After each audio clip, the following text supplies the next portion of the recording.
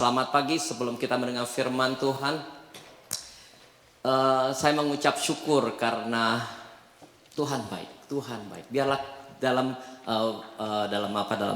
minggu ini, biar kita tetap fokus kepada worship, dalam penyembahan, dalam puji-pujian. Saya mau mempersilahkan Cing untuk menyampaikan firman Tuhan. Terima kasih. Selamat pagi saudara-saudara sekalian. Hari ini firman yang diberikan berjudul The Focus of Worship. Pusat dari penyembahan. Mari kita sama-sama buka di Roma 11 ayat 36. Di situ dikatakan, sebab segala sesuatu adalah dari Dia dan oleh Dia dan kepada Dia. Bagi Dialah kemuliaan sampai selama-lamanya. Dari bacaan ini kita melihat bahwa kekristenan menurut Alkitab adalah Christ Center. Jadi Kristen yang sejati itu harus selalu berpusat pada Tuhan Yesus. Kebanyakan orang Kristen, mereka tuh setuju dengan dari Dia dan oleh Dia. Malahan banyak yang sering memberikan kesaksian bahwa tahu bahwa semua berkat asalnya itu cuma dari Tuhan, hanya Tuhan yang dapat memberikan itu semua. Tapi ujung-ujungnya kedengarannya tuh hanya untuk mereka sendiri. Jadi segala berkat tuh hanya untuk mereka. Mengapa? Sebab banyak orang Kristen mereka mengaku dan percaya bahwa Yesus adalah Tuhan. Tapi mereka belum menjadikan Yesus sebagai Tuhan dan Raja yang menguasai dan memerintah dalam kehidupan mereka. Mereka menerima Yesus untuk kepentingan, kenyamanan kehidupan mereka. Enak ya, menerima Yesus ditanggung gak masuk neraka, mendapatkan keselamatan, mendapatkan kesehatan, kesembuhan, mendapatkan berkat. Memang benar bahwa anak-anak Tuhan kita mendapatkan berkat itu semua. Tetapi ingat Tuhan mengatakan di Matius 6:33, saya tahu saudara semua sudah hafal, bahwa Tuhan mengatakan carilah dahulu kerajaan Allah dan kebenarannya, maka semuanya akan ditambahkan kepadamu. Tetapi banyak orang Kristen yang masih salfok. Saudara tahu artinya salfok? Saya baru belajar bahasa Indonesia yang baru. Saudara tahu saya sudah generasi yang lebih tua, banyak bahasa Indonesia yang saya masih baru pertama kali dengar. Salfok, salah fokus. Jadi baper, bawa perasaan, banyak. Waktu itu juga Steve pernah ditulisin sama anak muda di Indonesia, Om, mantul Om. Kita sampai bingung, mantul? Apa ya mantul? Itu mantap betul. Macam-macam ya saudara ya, sekarang Indonesia modern sekarang. Jadi saya ngeliat banyak orang Kristen yang salfok. Jadi mereka itu tujuan, fokusnya tuh salah. Seperti Tuhan mengatakan, carilah dahulu kerajaan Allah dan kebenarannya, maka itu adalah akibat dari kita berbuat itu. Tetapi orang Kristen banyak yang melihatnya, membacanya bukannya maka supaya kita mendapatkan semuanya itu. Jadi fokusnya yang berbeda, pentingnya tuh yang berbeda. Yang satu mau mencari kerajaan Allah, tetapi yang lain mau mendapatkan berkat Allah dengan jalan mencari kerajaan Allah dan kebenarannya. Jadi kita melihat beda orang yang self-centered, sebetulnya di sini ya, di firman Tuhan, di 2 Timotius 3 ayat 2, di situ Tuhan sudah menuliskan bahwa pada akhir zaman manusia akan mencintai dirinya sendiri dan menjadi hamba uang. Jadi banyak, even orang Kristen pun, banyak yang sebetulnya masih self-centered. Sekarang bedanya antara self-centered dan Christ-centered. Kalau self-centered itu yang mereka utamakan bahwa Tuhan mengabulkan doa mereka. Bahwa Tuhan melakukan kehendak mereka. Sedangkan yang Christ Center itu kita yang mau melakukan kehendak Tuhan. Yang lain juga, kalau yang South Center, mereka itu merasakan diri mereka adalah sasaran berkat Tuhan. Diberkati itu untuk mereka sendiri. Sedangkan yang Christ Center, mereka tahu bahwa mereka harus menjadi saluran berkat Tuhan. Tuhan memberkati kita supaya kita menjadi saluran berkat. Menjadi berkat bagi orang lain. Dan seringnya juga orang yang South Center, mereka tuh lebih mengutamakan kekinian. Sedangkan kalau Christ Center adalah kekekalan. Dan itu yang tadi saya katakan lebih dalam keadaan dunia. Tapi juga yang South Center, mereka tuh seringnya senang pergi ke gereja, bukan untuk mengabdi kepada Tuhan, tetapi mereka untuk cari hiburan. Mendapatkan kenikmatan jiwa. Benar bahwa dalam kita memuji Tuhan, kita menyembah Tuhan, kita mendapatkan kenikmatan. Tapi kalau itu adalah satu-satuan tujuan utama kita untuk kita sendiri, saya bilang itu salah besar ya, sebab kita harus selalu menyembah untuk kemuliaan Tuhan.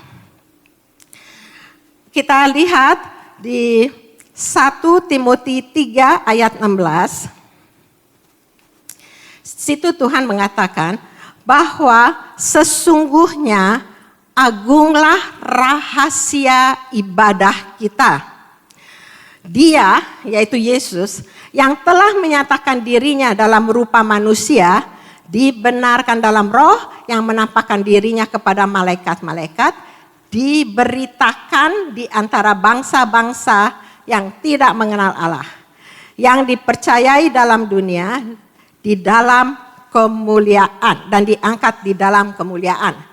Di sini tertulis lagi bahwa dalam ibadah pun kita harus selalu berpusat pada Yesus. Jadi sayang sekali belakangan ini saya melihat, apalagi di Amerika, tapi mungkin ya di mana-mana, banyak hamba-hamba Tuhan yang populer, mereka tuh lebih mengajarkan yang orang katakan sugar coated gospel atau prosperity gospel atau hyper grace gospel. Jadi penekanan mereka itu sama sekali tidak dalam Tuhan, tapi hanya untuk kenyamanan manusia. Dan seringnya emang mereka punya banyak pengikut yang banyak, dan banyak orang tuh mengukur berhasilnya pelayanan itu hanya dari jumlah. Ini juga tertulis di dalam 2 Timotius 4 ayat 3, dikatakan, karena akan datang waktunya, orang tidak dapat lagi menerima ajaran sehat, tetapi mereka akan mengumpulkan guru-guru menurut kehendaknya untuk memuaskan telinganya. Jadi tidak heran orang yang demikian itu banyak yang senang. Tapi sebetulnya kok kita lihat di Yohanes 6, waktu Yesus mulai mengajarkan pengajaran yang agak keras dan murid-murid mulai meninggalkan dia, Yesus kelihatannya sama sekali nggak panik. Sama sekali nggak panik dengan jumlah. Malahan Yesus nanya kepada ke-12 murid yang masih ketinggalan, apa kamu nggak mau juga meninggalkan aku? Jadi sebetulnya biarlah kalau kita semua yang kita lakukan itu hanya berpusat pada Yesus. Jangan ributin nanti takut melukai hati orang ini, takut nanti tersinggung. Tapi biarlah kita yang selalu memusatkan pada Kristus. Dan di Kisah 2 ayat 36, ini adalah khotbah Petrus pada hari Pentakosta. Dan pada akhir khotbahnya, yaitu klimaksnya, dia mengatakan, jadi seluruh kaum Israel harus tahu dengan pasti bahwa Allah telah membuat Yesus yang engkau salibkan itu menjadi Tuhan dan Kristus. Ya, di sini kita lihat bahwa Petrus berkhotbah. Khotbahnya sebetulnya kalau kita baca tuh nggak sampai terlalu lama.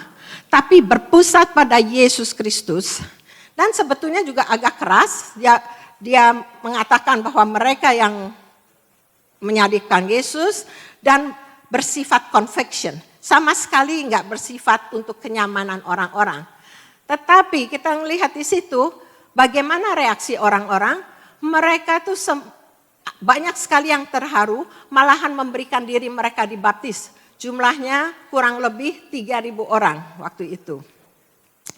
Jadi di sini yang terpenting, yang selalu harus kita ingat, bahwa kita selalu dalam ibadah kita, dalam penyembahan kita, dalam pujian kita, biarlah pemberitaan firman Tuhan, kita hanya berpusat pada Yesus Kristus.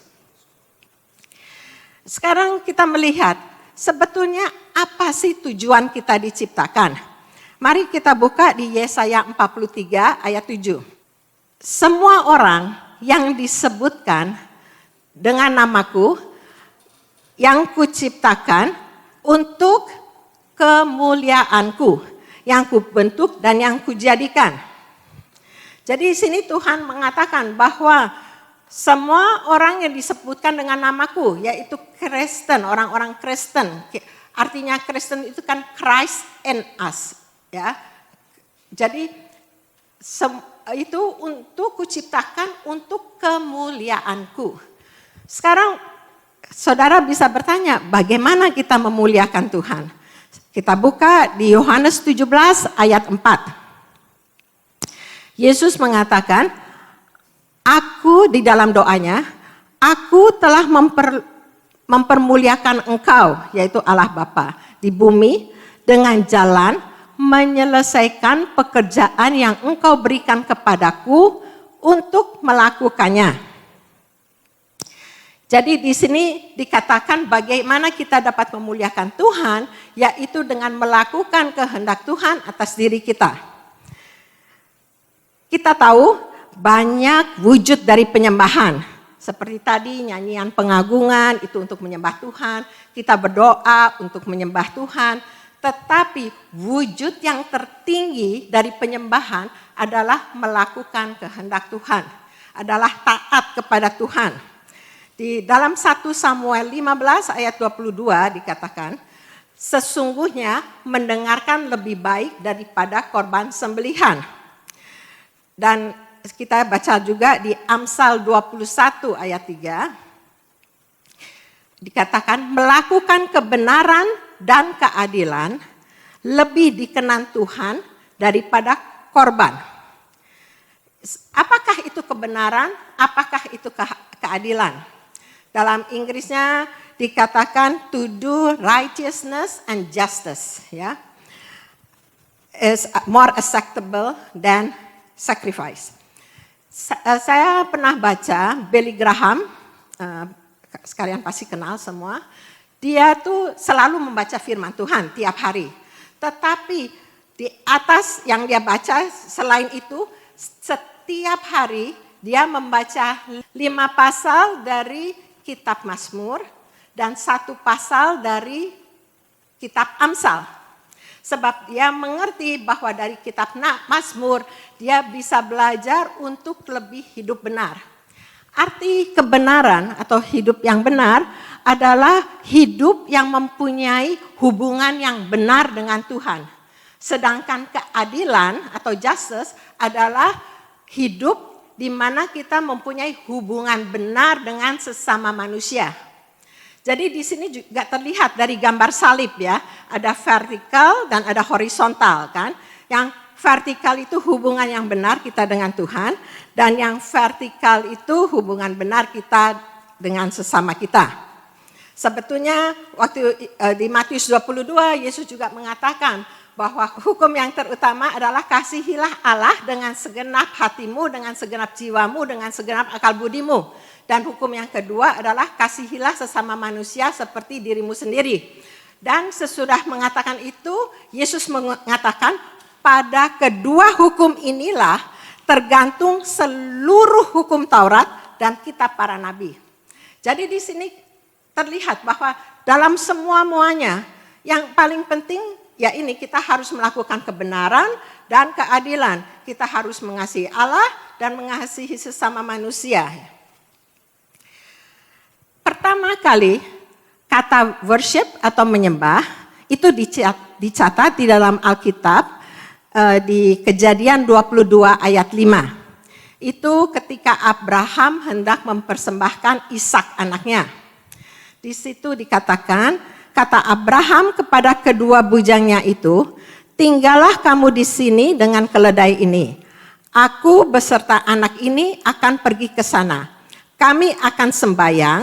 Sesudah itu kami kembali kepadamu. Di sini dikatakan sembahyang. Tetapi dalam terjemahan bahasa Indonesia sehari-hari dikatakan saya dan anak saya akan pergi ke sana untuk menyembah Tuhan. Dan dalam NIV dikatakan we will worship and then we will come back to you.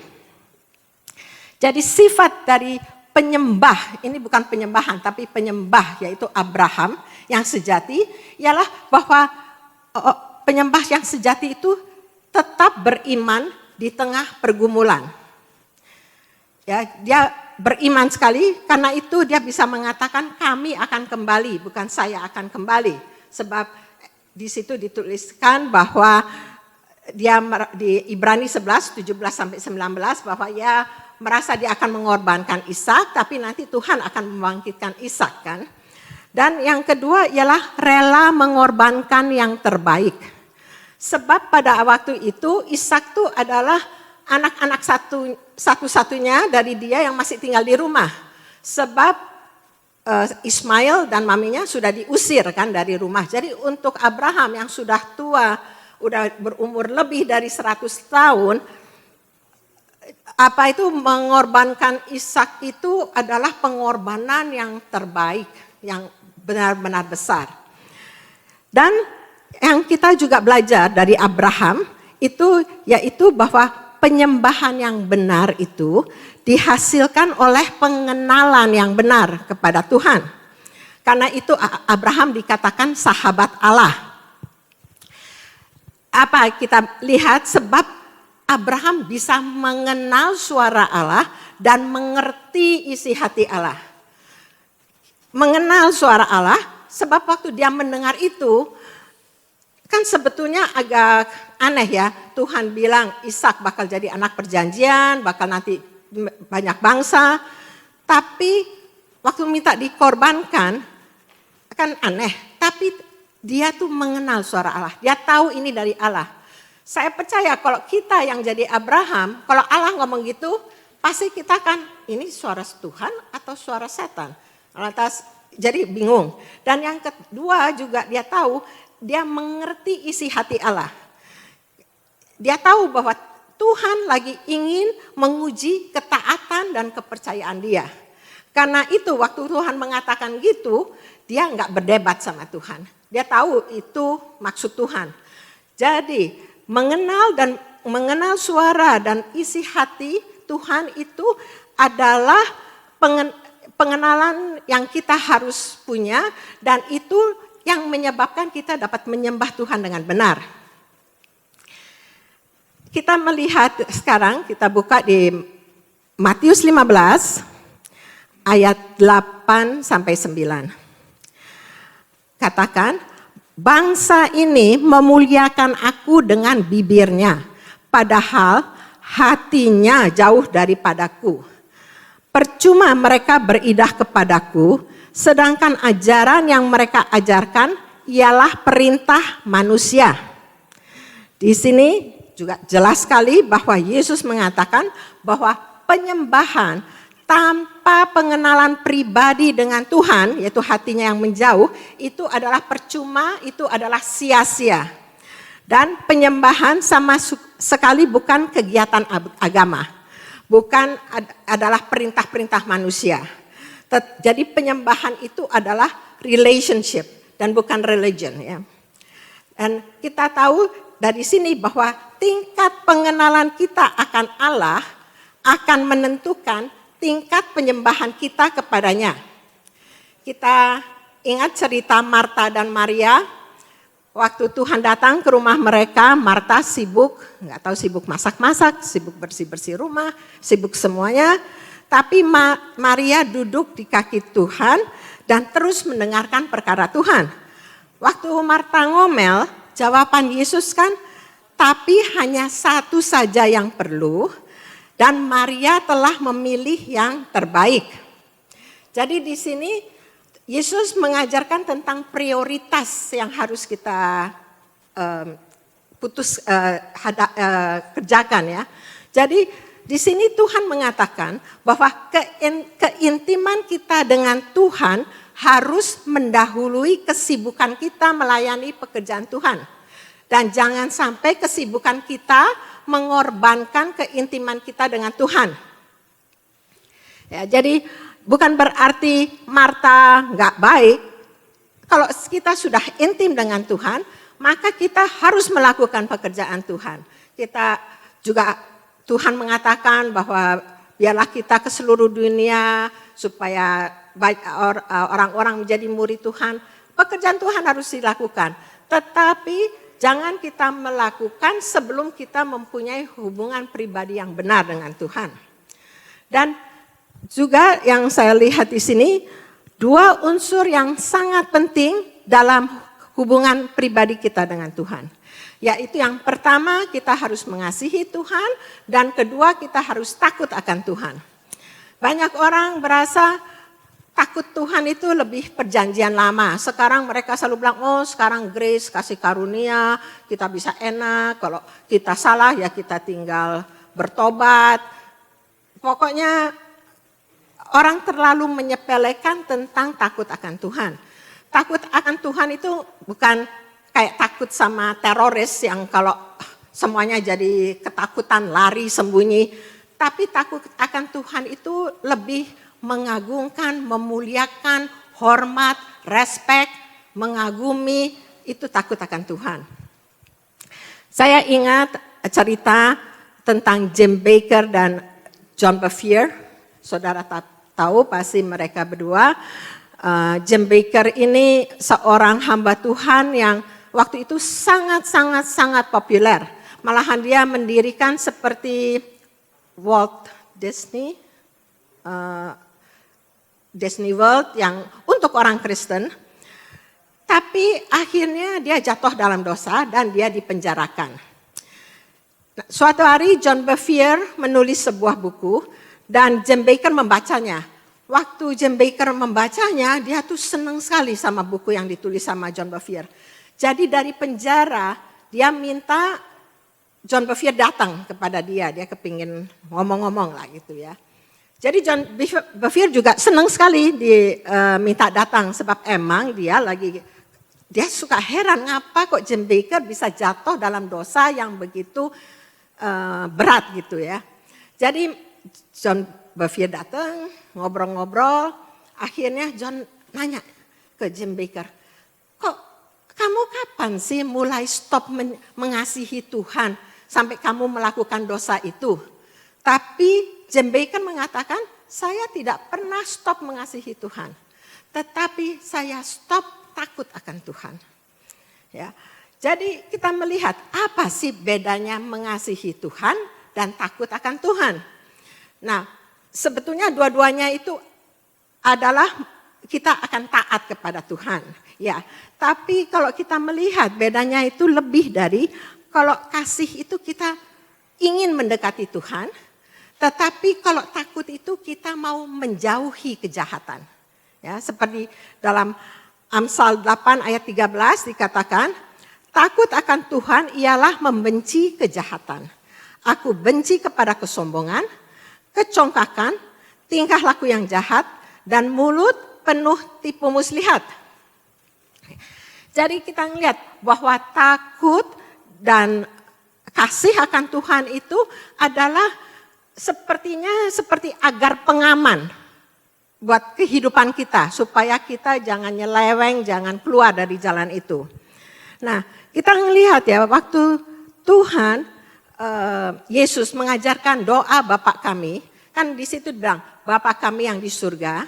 Nah, Bapa itu menunjukkan intimate relationship kita dengan Tuhan. Tapi selanjutnya kita doanya ialah dikuduskanlah namamu. Ya.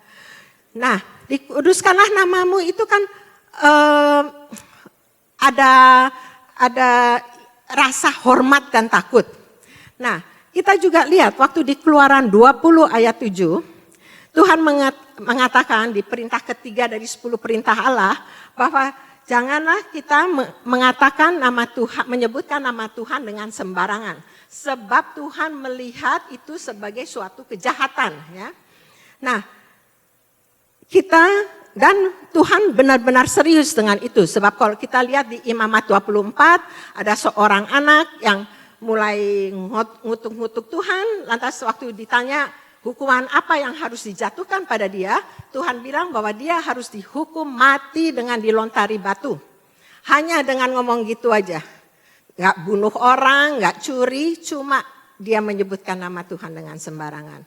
Jadi kita melihat, makanya saya suka ngeri ya kok di sini orang apalagi kalau mereka lagi mau gayanya kayak orang barat, sering kayak ngomong, oh my God, yang gitu-gitu. Itu kan sebetulnya juga apa itu menyebut nama Tuhan dengan sembarangan. Dan juga di sini dikatakan Tuhan bilang bahwa Tuhan selalu menamakan dirinya dengan Tuhan Allah. Ya kalau bahasa Hebrunya Jehovah Elohim. Nah, Jehovah itu juga menunjukkan lebih seperti kasih Tuhan ya. Kan kita tahu Jehovah Jireh, Jehovah Rafa, Allah yang menyembuhkan, tadi Allah yang menyediakan, lantas Jehovah Roi, ya itu Tuhan adalah gembalaku, jadi masih banyak lagi. Nah kalau Elohim itu lebih pengagungan, lebih menunjukkan kekaguman, kemuliaan Tuhan ya. Jadi kalau Elohim itu adalah Allah pencipta dan yang maha kuasa, Al Shaddai, kita sering menyanyikan, itu Allah yang perkasa, maha perkasa, dan El Elyon adalah Allah yang maha tinggi. Jadi kita melihat ya, selalu takut dan kasih akan Tuhan itu selalu sama-sama. Tadi saya sudah katakan, Bapa kami yang di surga, dikuduskanlah namamu, sedangkan nama Tuhan adalah Jehovah Elohim. Karena itu juga di Roma 11 ayat 22, kayaknya saya nggak kasih itu, dikatakan sebab itu perhatikanlah kemurahan Tuhan. Memang Tuhan sangat mengasihi kita, tetapi juga kekerasannya, yaitu kekerasan atas orang-orang yang telah jatuh. Memang di Yohanes 4:8 dikatakan Allah adalah kasih. Tapi di Ibrani 12:29 dikatakan sebab Allah kita adalah api yang menghanguskan. Ya. Jadi saudara suka yang mikir bahwa takut itu perjanjian lama itu salah besar ya. Sebab seperti saudara pasti tahu semua ini di Filipi 2 ayat 12 yang dikatakan tetaplah kerjakan keselamatanmu dengan takut dan gentar. Enggak dikatakan dengan damai dan sukacita, tapi dengan takut dan gentar. Dan di Ibrani 12:28 di situ dikatakan, jadi karena kita menerima kerajaan yang tidak tergoncangkan, marilah kita mengucap syukur dan beribadah kepada Allah menurut cara yang berkenan kepadanya dengan hormat dan takut. Karena itu biarlah kita selalu dengan Tuhan jangan hanya kasih tetapi juga penuh hormat dan takut. Mazmur 115 ayat 1 dikatakan di sini pemazmur. Bukan kepada kami ya Tuhan, bukan kepada kami, tetapi kepada namamu lah beri kemuliaan oleh karena kasih-Mu, oleh karena setiamu. Di sini pemazmur mengatakan bukan kepada kami, itu sampai 2 kali. Kita ngelihat emang zaman dulu tulisannya nggak ada bold letter, nggak ada capital letter, nggak ada underline. Jadi kalau mereka ngomong sesuatu yang benar-benar penting, mereka tuh mengatakannya tuh sampai 2 kali, malah kadang-kadang 3 kali waktu kalau kita dengar kalau malaikat mulai menyembah Tuhan kan kudus, kudus, kuduslah Tuhan, nggak cuma sekali aja ya. Jadi di sini Pemazmur benar-benar tahu dan menekankan, bukan kepada kami ya Tuhan, bukan kepada kami, tetapi hanya kepada nama-Mu lah beri kemuliaan. Jadi jangan sekali-kali kita mencari kemuliaan untuk kita sendiri. Tetapi biarlah kita, tujuan kita, fokus kita adalah selalu untuk memuliakan nama Tuhan. Ada yang mengatakan ya, jadi kalau bila iblis tidak dapat membujuk kita untuk tidak melakukan kehendak Tuhan, dia akan membujuk kita untuk mencuri kemuliaan Tuhan. Ya. Jadi kalau kita melihat itu, kita kalau baca tentang Matius 7, 21, 23, itu kita nggak heran lagi. Sebab kan di situ dibilang, bukan setiap orang yang berseru cuma dengan bibir aja, Tuhan, Tuhan akan masuk ke dalam kerajaan sorga, melainkan dia yang melakukan kehendak Bapakku yang di sorga. Pada hari terakhir, banyak orang akan berseru, Tuhan, Tuhan, bukankah kami bernubuat demi nama-Mu, mengusir setan demi nama-Mu, mengadakan banyak mujizat demi nama-Mu. Pada waktu itulah, aku akan berterus terang kepada mereka dan berkata, aku tidak pernah mengenal kamu, enyahlah daripadaku, kamu sekalian pembuat kejahatan. Jadi buat Tuhan tuh, yang mereka lakukan itu adalah kejahatan. Sebab perbuatan mereka itu dikenal dengan dosa iniquity. Kita tahu banget, itu gampang buat dimengerti. Ada doa commission, yaitu doa melakukan kejahatan, atau dosa omission, yaitu dosa yang tidak mau melakukan kebaikan. Tetapi ini dosa iniquity, itu dosa yang kelihatannya melakukan perbuatan baik, bukan perbuatan jahat, tetapi dengan motivasi yang salah. Jadi itu yang tadi saya bilang, bahwa setan akan membujuk kita untuk mencuri kemuliaan Tuhan. Mereka itu dikatakan dosa iniquity itu juga dosa yang crooked, twisted, yang unrighteous. Jadi makanya kita melihat Tuhan itu jauh lebih benci sama orang Farisi daripada sama orang berdosa. Ya. Jadi kita nggak perlu heran, orang kan suka bilang kok nakutin ya, padahal ini orang udah bisa membuat banyak karunia-karunia.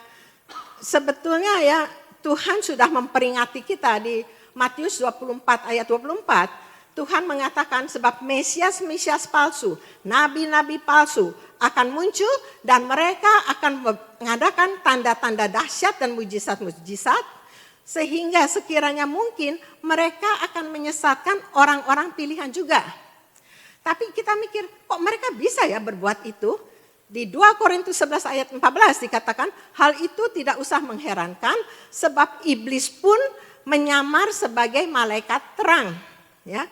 Jadi makanya Tuhan selalu menekankan bahwa buah itu lebih penting daripada karunia. Sebab buah hanya dihasilkan dari hubungan pribadi yang benar dengan Tuhan. Tetapi karunia itu adalah pemberian. Jadi setan tuh bisa memalsukan itu semua ya. Jadi dari ini semua kita belajar bahwa fokus dari kehidupan kita tuh selalu haruslah berpusat pada Tuhan. Jangan kepada yang lain ya. Dan di sini di mata Tuhan, bahwa kalau kita melakukan bukan untuk kemuliaan Tuhan, itu kita berbuat jahat ya di sini. Hudson Taylor mengatakan ini, Christ is either Lord at all or he is not Lord at all. Jadi saya ingat dulu saya kerja, selalu dalam perjalanan saya sering mendengarkan siaran radio. Nah, siaran radio ini selalu diakhiri dengan kata-kata, kalau saya bisa terjemahkan bebas, ialah jika Kristus bukan Tuhan di atas segalanya, maka dia bukan Tuhan sama sekali. Jadi saya saya waktu dengar gitu sampai mesti mikir ya, mencernakan artinya. Jadi biarlah kita semua selalu berpedoman bahwa jika Kristus bukan Tuhan di atas segalanya, maka dia bukan Tuhan sama sekali. Jadi hanya dialah yang layak menerima segala puji-pujian, hormat dan kuasa. Amin, saudara.